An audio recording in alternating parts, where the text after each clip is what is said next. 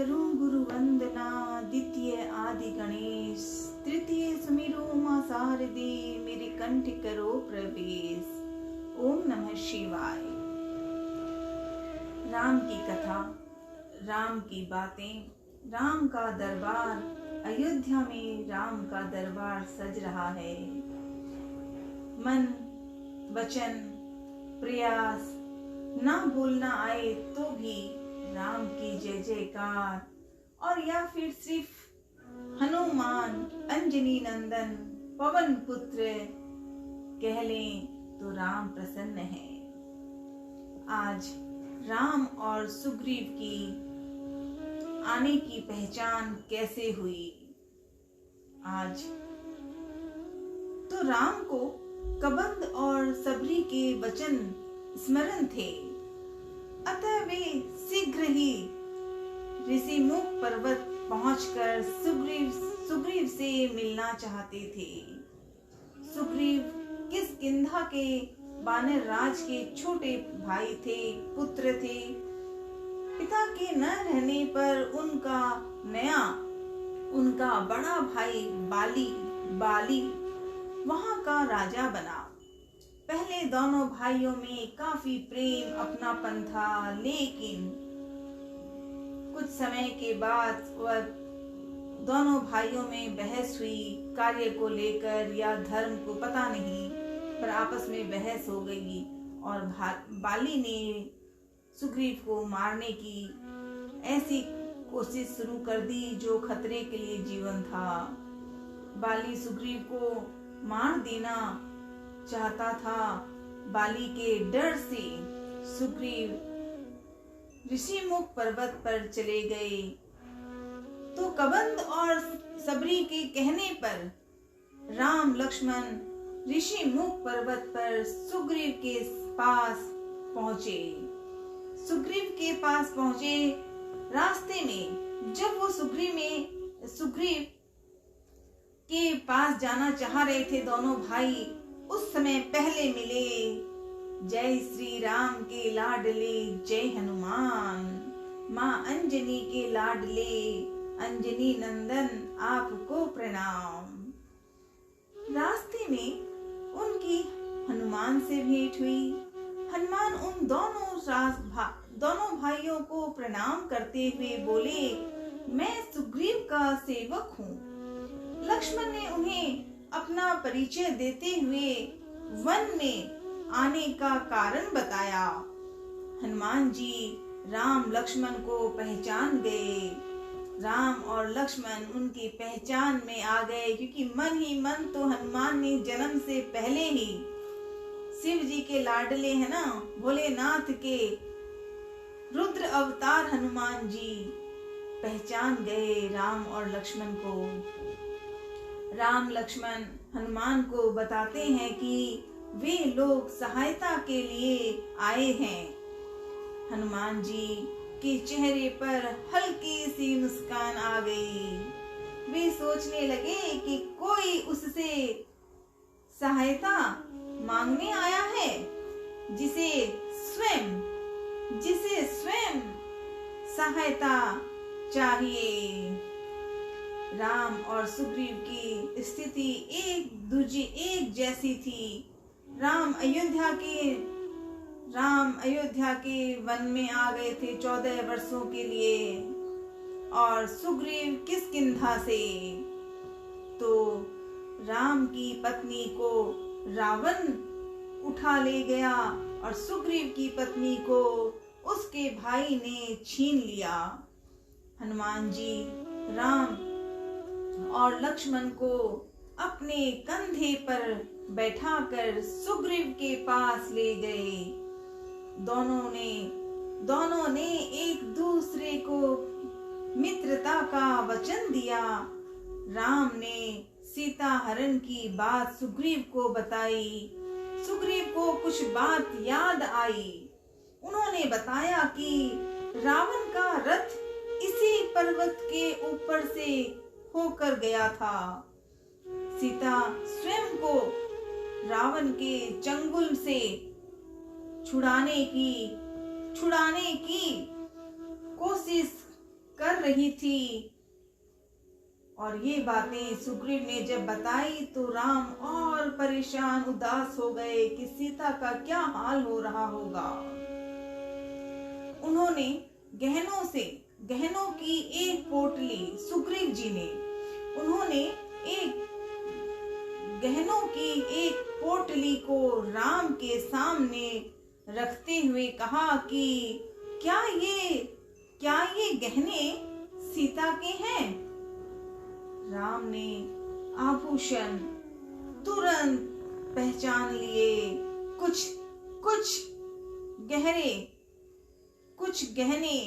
कुछ गहने देखकर मन उदास भी हो रहा था।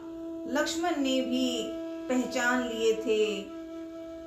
गहने देखकर राम शोक से डूब गए।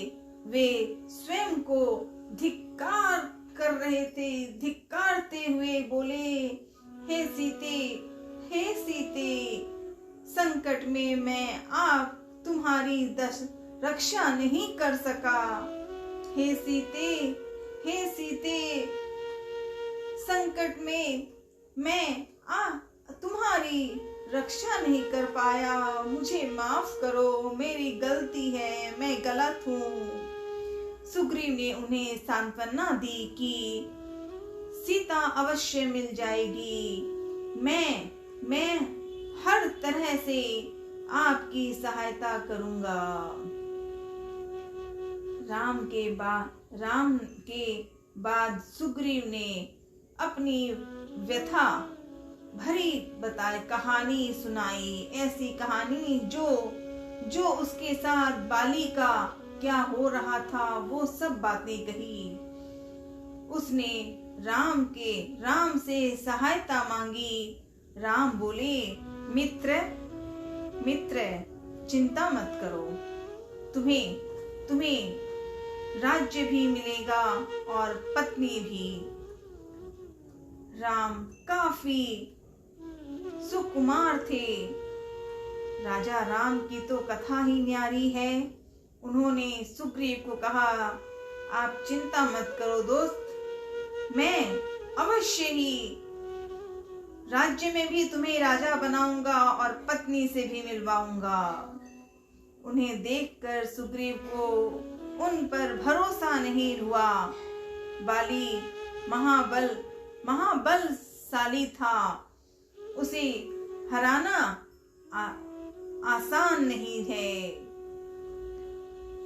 बाली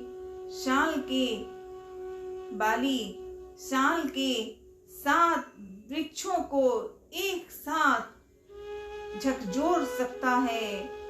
राम सुग्रीव के मन की बात समझ गए और तीर चला दिए। ऐसे तीर चलाए कि सुग्रीव को भी लगा कि राम ने ये क्या कर दिया, ये क्या कर सकते हैं। धन्य हो ये ऐसे मेरे मित्र। अब तीर से साल के सातों विशाल वृक्ष एक ही बाण में कटकर गिर पड़ गए। यह देखकर सुग्रीव ने राम के सामने हाथ जोड़कर प्रणाम भी किया और उनको वो जो मित्रता की बात हुई उस पर प्रेम से नमन किया। राम ने सुग्रीव से बाली को ललकारने के लिए कहा। योजना बनाकर सब किष्किंधा पहुंच गए। राम, लक्ष्मण और हनुमान जी पेड़ की ओट में छिपे हुए थे। सुग्रीव ने राम की शक्ति लेकर बाली को ललकारा। बाली क्रोध में उसे बहुत गुस्सा आया। उसने बड़े क्रोध में गरजते हुए बाहर निकला।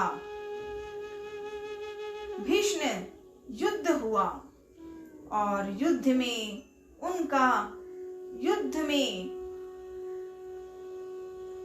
उगता था कि बाली सुग्रीव को मार देगा, क्योंकि बाली था भी तो ऐसा शक्तिशाली। राम के हाथ में धनुष बाण था, पर उन्होंने बाण नहीं चलाए। सुग्रीव किसी तरह वहां से जान बचाकर ऋषि मुख पर्वत पर आ गए। सुग्रीव राम से काफी कुपित गुस्से में था। उसे लगता था कि राम ने उसके साथ धोखा किया है। राम ने कहा कि तुम दोनों भाइयों का चेहरा मिलता जुलता है, दूर से दोनों एक जैसे लगते हो। मैं बाली को पहचान नहीं पाया, इसीलिए बाण नहीं चलाया। लक्ष्मण ने सुग्रीव को समझा बुझाकर एक और युद्ध के लिए तैयार किया। सुग्रीव काफी डरा हुआ था, बाली से डरता था सुग्रीव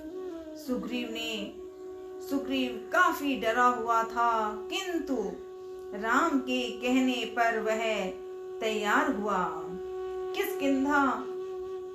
किष्किंधा पहुंचकर उसने बाली को पुनः चुनौती दी। किसने? सुग्रीव ने पुनः चुनौती दी। अब उस समय बाली अंतपुर में अपनी पत्नी तारा के साथ था। जब बाली जाने लगा तो तारा ने उसे जाने से मना किया, पर वह क्रोध में बाहर निकलकर चला गया। बाली सुग्रीव को मारना ही चाहता था कि राम का बाण उसकी छाती में लगा। बाली सुग्रीव को मारना ही चाहता था। वो जानता था कि मैं अपने भाई सुग्रीव को मार डालूंगा, लेकिन उसी वक्त राम का बाण उसकी छाती में लगा। वह धरती पर गिर पड़ा। बाली का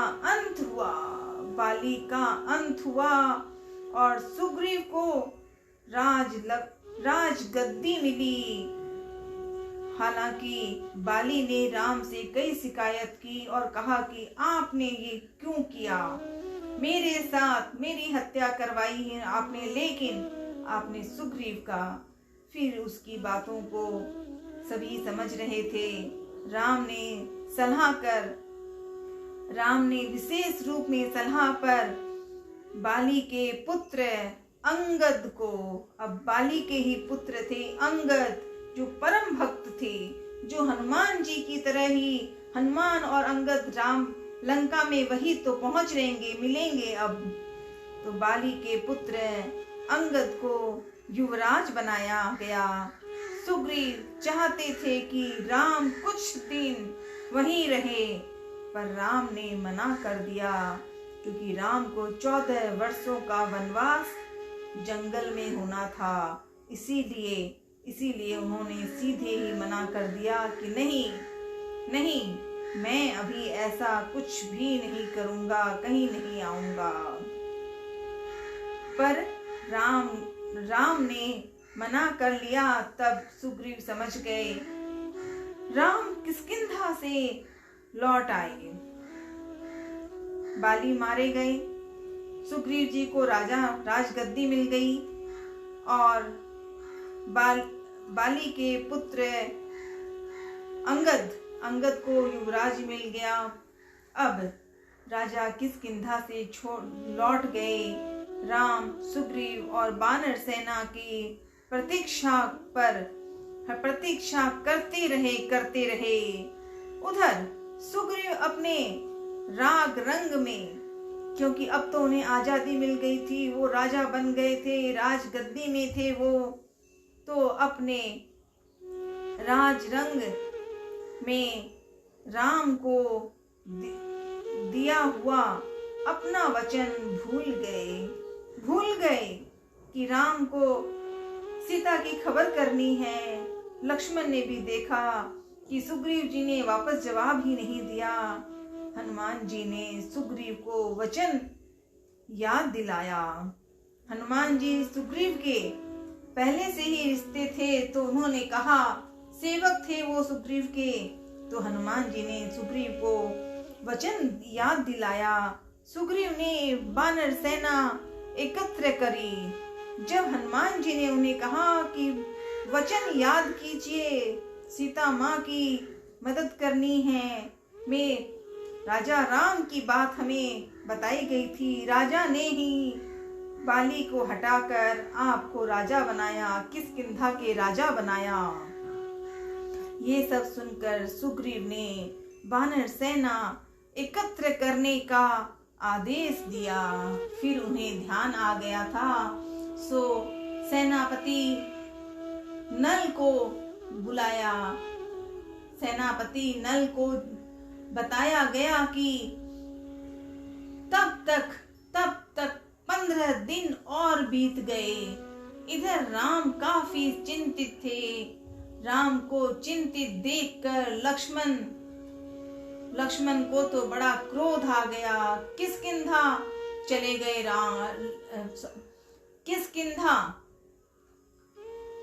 किष्किंधा पहुंच गए लक्ष्मण जी, क्योंकि राजा राम बहुत समय बीत रहा था, सीता माँ की खोज होनी थी। लक्ष्मण को क्रोध भी आया और विचार भी था कि बात करूंगा मैं।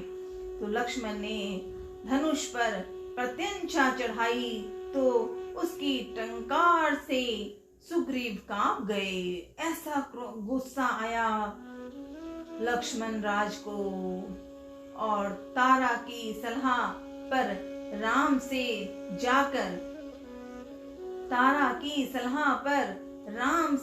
जाकर मिले।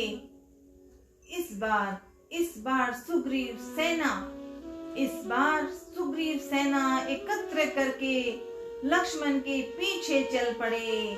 जय श्री राम, जय हनुमान के परम भक्त हनुमान जी, माँ अंजनी के लाडले हनुमान जी के साथ 8 लाखों बानर थे।